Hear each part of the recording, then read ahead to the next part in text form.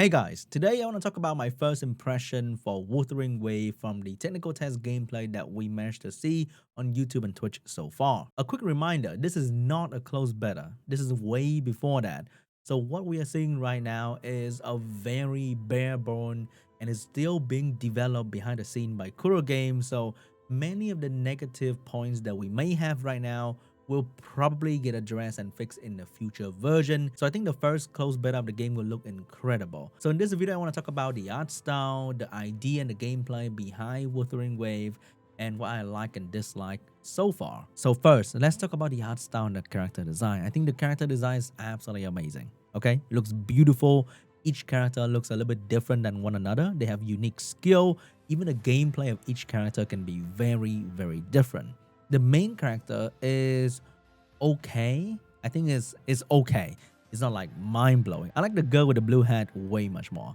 But our main character is okay. The good thing is there's no annoying Paimon going around, and the main character actually has a voice, and I think that is way better than having another third person narrating a story for you. The color scheme of the game is very muted. It's very dark, give you a very cold feeling when you play the game, which is very different from the usual bright and full of colors in all the mobile games that are out recently. I'm not exactly sure if it's a good choice, but it is definitely a different choice, and I think it's gonna attract a different audience as well. A lot of people will like the color scheme because it looks really cold and dark, but there'll be a group that dislike the color scheme because it looks really muted and it doesn't pop. My vocab is a little bit limited, so I think you know what I'm saying. All the mini bosses I've seen so far, they are very creepy. And I like that because they look kind of scary, and they are really scary in terms of gameplay as well. The city design, the NPCs so far looks okay. The open world feel is not the most amazing because it's still very bare bone. But definitely in the future, I can see that the scenery is gonna look way better with more details. The graphic for the city, the NPC, and the whole theme of the game will definitely improve much further from this. So it's really hard to judge the look of the game right now, but it definitely has a cold, dark, and mature vibe to it. What about the gameplay? So far the game is a single player story focused game. So it's gonna be a little bit similar to Genshin, where you go around explore the open world, you will do different quests, you will challenge dungeon to farm for items, you will fight mini bosses along the way. Very similar, but the level of difficulty is going to be much harder, and the gameplay for each different character is also different. You have skill with cooldown, you have different call passive, you have QT just like PGR, which we are very used to by now, which means you can call other character to perform a special skill for 1 or 2 seconds, and then they'll go back and you control one main character. There is air combat, which is not fully developed yet, but I can feel that the air combat will be absolutely amazing to play because you can double jump in the air. You can have that wire bug, that Spider-Man thing to fly around the air. It's really fun and dynamic. The gameplay is really fast-paced.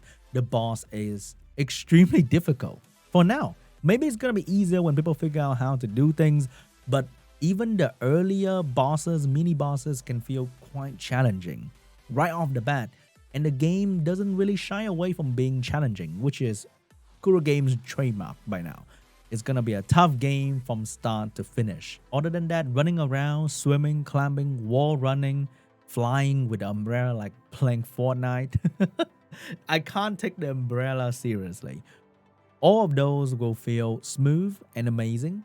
And even though it is only a technical test, the game already feel like it's gonna be really fun to play. Was there any gacha? I didn't really see any gacha, and all the tester was sent all the unit to try out, which is amazing. So I'm not sure about the stamina system or the gacha yet.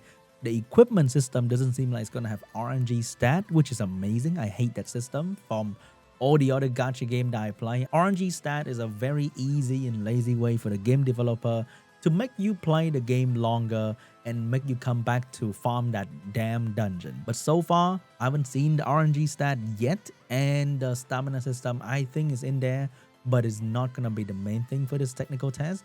We'll know more in the closed beta. So if you have PTSD about RNG gear stat, I think you might be safe here. And that's pretty much it for now. I really can't wait to try out the game closed beta because the game looks absolutely awesome and it looks very challenging, and I really like that. Mobile game nowadays has become very casual. Most game will try to just spoon feed you and will try to sell you as much packs as possible. But from my experience with Punishing Grey Raven, you can make a very fun and challenging game, and it can also be very free-to-play friendly. So I really hope Kuro Game will keep the tradition, make an amazing game, make it really hard and challenging, and make it free-to-play friendly. For now, I'll be patiently waiting for the next closed beta. I'll see you guys in the next video. Bye!